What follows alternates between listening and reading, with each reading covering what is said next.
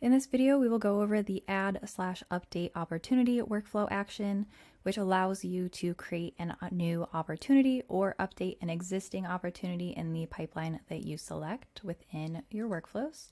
So here I have a form being submitted and I'm assigning it to a user, sending an SMS and an email, and I would like to update their opportunity. So I'm going to click on this plus icon here.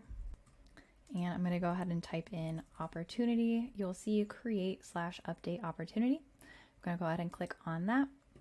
And then in this top box here, you can change your action name based on the action that you are performing here. So I'm going to go ahead and do that at the end. Next, you're going to select your pipeline. So you can click on this drop down here and you can select your pipeline. Next, you can select your pipeline stage. So I'm going to go ahead and do new lead. You can put in your opportunity name. You can also use custom values over here. So I'm going to go ahead and do contact full name. So this is going to put the contact's full name, first and last name, as the opportunity in their opportunity card. And then you can put in your opportunity source. So I'm just going to do form.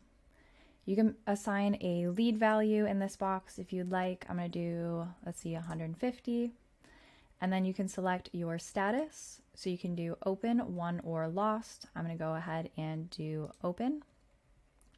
And then if you'd like to allow the opportunity to move to any previous stage in the pipeline, you can toggle this on. And then if you would like to allow duplicate opportunities, you can toggle this on as well.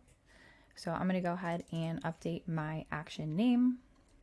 And then once you have that all filled in, go ahead and click on Save Action. You'll see that appear in your workflow. And then just go ahead and make sure that you're clicking on the blue Save button up here in the top right corner to save your workflow.